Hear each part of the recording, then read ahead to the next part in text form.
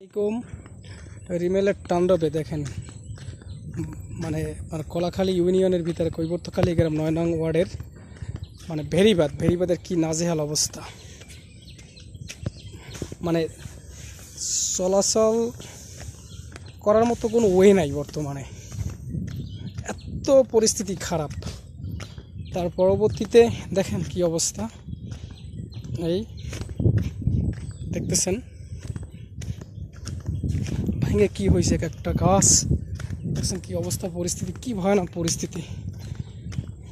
মানুষ কারণ অনেক মানুষ বসবাস করে এই রাস্তা থেকে, যেটা বলার মতো না। ঠিক আছে, ভেঙে কি অবস্থা পরিস্থিতি একেবারে বলতে গেলে কি যে আপনার ভেরি নাই বললেই চলে। দেখছেন কি পরিস্থিতি, একেবারে ভেঙে চুরে একদম পুরো শেষ করে ফেলাই দিয়েছে। এই দেখেন কি পরিস্থিতি, একটা গাছ পড়ে রয়েছে রাস্তার উপরে, নেই একেবারে সব পিঠেই নিয়ে গেছে। এই রাস্তাটা মোটামুটি একটু ভালো ছিল, তার পরবর্তীতে আর কি আর বলবো, এটা একেবারে শেষ হয়ে গেছে।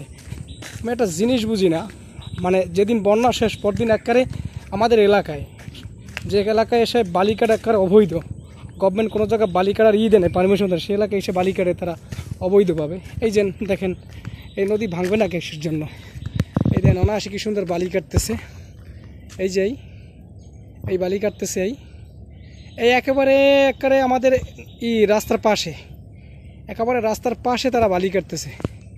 এখন ওই পলাই যাইতেছে, এখন বুঝতে পারছেন যে এখান থেকে পুরো একদম নিষিদ্ধ।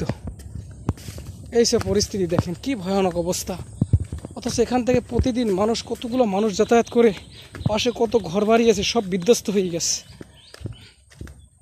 অনেকে বলে তেরান দিয়ে কি হবে যদি টেকসই বেরিবাদ যদি না হয়। দেখেন কি অবস্থা, দেখেন সব গাছগুলো পড়ে গেছে, দেখছেন। এই মানে কি বলবো, তার পরবর্তীতে এই যে বালুখোরগুলো তো আছেই, যারা এই রাস্তা একদম নষ্ট করার জন্য মূল কারিগর যারা, তারা তো আছেই এখানে, বুঝতে পারছেন। এই একবারে মানে আমাদের যে ভেরি আছে না, ভেরির পাশ থেকে একেবারে তারা বালুগুলো কাটে, ভেরি তো আগেই শেষ হয়ে গেছে, ভেরি তো নেই, বালু কাটতে একদম শেষ করে ফেলাই। এই দেখেন এই দেখছেন পরিস্থিতি আপনাদের। হ্যাঁ, এই যে যাইতেছে একজন, এই কাটতেছে বসে, ঠিক আছে। আল্লাহ এদের কবে যে হেদায়েত দেবে একমাত্র আল্লাহই ভালো বলতে পারে। এই জায়গায় দেখেন কি অবস্থা, কি লঙ্কাকাণ্ড অবস্থা, দেখেন ভেরি তো নেই, বুঝছেন কি লঙ্কাকাণ্ড অবস্থা। এখানের মানুষ আর আমরা যেখানে ছিলাম সবারই একই অবস্থা, পরিস্থিতি মানে খুব ভয়ানক নাজেহাল। মানে প্রতি বছর শুনি যে ভেরির কাজ হবে, কিন্তু কখনোই হয় না, বুঝছেন। মেপে যায় চলে যায় আর কাজ হয় না। কি করে তারাই ভালো জানে গভর্নমেন্ট, বুঝছেন। এখানে যদি ভেরি যদি না দেওয়া হয়, এখানের হাজার হাজার মসজিদ মাদ্রাসা এগুলো সব চলে যাবে। সরকারি যত স্থাপনা আছে সব রাস্তা বিলীন হয়ে যাইতেছে। এক বালু কাটতেছে, দুই বন্যায় সব কিছু নিয়ে যাইতেছে গ্রাস করে, বুঝছেন। এই যে দেখেন কি অবস্থা পরিস্থিতি, কি ভয়ানক পরিস্থিতি দেখছেন। এখানের মানুষগুলো কেমন করেছিল, এখানের বললে ভুল হবে, আমাদের একই অবস্থা হয়েছিল, বুঝছেন। এই যে দেখেন তার পরবর্তীতে রাস্তা ভাঙার মূল কারিগর তো আরও আছেই, ঠিক আছে। উঠেনি, ঠিক আছে। এই একদলে কাটতেছে বসে এই রাস্তার পাশে এসে, এই যে নেই মানে যে সোড়ে টান দেয় সেই সোড়েই রাস্তা লই নামে যায় একবারে বালুতে, বুঝছেন। এই